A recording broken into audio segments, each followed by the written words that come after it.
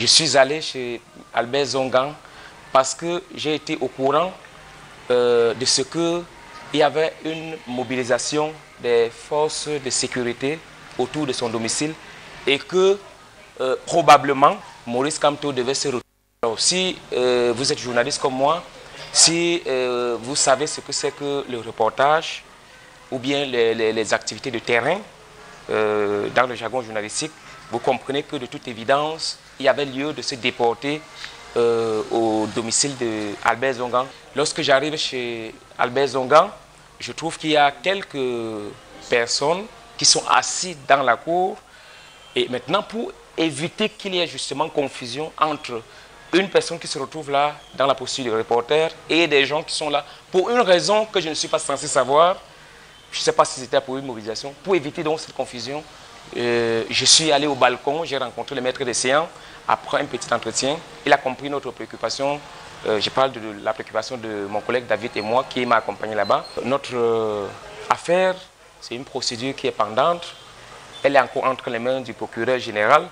Nous avons été libérés sous caution. Ça veut dire que nous restons à la disposition de monsieur le procureur général, le procureur de la République, qui à tout moment peut nous rappeler pour besoin d'approfondissement de l'enquête.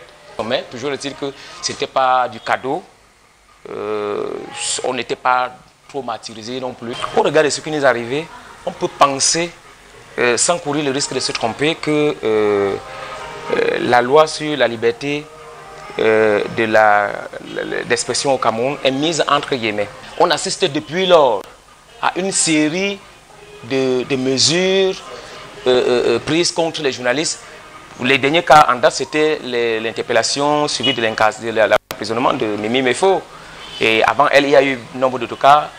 Mon collègue Mathias Gamo a séjourné pour quelques heures à la division régionale de la police judiciaire à Bonanjo. Pareil pour notre collègue, notre consoeur Josiane Kouague. Alors de ce point de vue, on peut penser que la liberté, le combat pour la liberté d'expression doit se poursuivre parce qu'il y a encore du chemin à faire. Prendre le risque est une chose normale dans l'activité de journaliste. Pour un journaliste, c'est tellement normal de courir le risque de descendre sur le terrain là où il y a l'information, là où il y a l'actualité, pour collecter l'information, la traiter et la mettre à la disposition du public. Quand il s'agit de descendre sur le terrain, je n'ai aucune inquiétude. Si on m'annonce même maintenant là qu'il y a quelque chose qui se passe quelque part, peu importe si c'est une manifestation, si l'intérêt est avéré, si j'estime que ce sera intéressant pour nos lecteurs, je n'hésiterai pas. Ce qui m'a le plus marqué, c'est que j'étais gardé à vue dans une unité qui n'est pas un lieu de détention classique. Je ne vous cache pas que j'ai eu un petit frémissement parce que je sais ce que c'est que le GSO.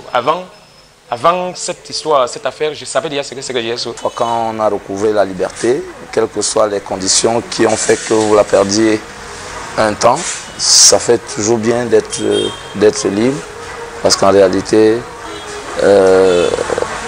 il n'y a pas mieux que la liberté. Il n'y a pas mieux que la liberté. Pour des raisons qui ne sont pas bonnes, on a perdu la liberté ce temps-là. Pour les raisons que les autres devraient pouvoir expliquer, parce que quand vous êtes en plein exercice de votre métier et qu'on vient vous prendre, vous constatez seulement que le lendemain, vous n'êtes pas libre, vous n'êtes pas un homme libre de ses mouvements. C'est une prison qui peut détruire.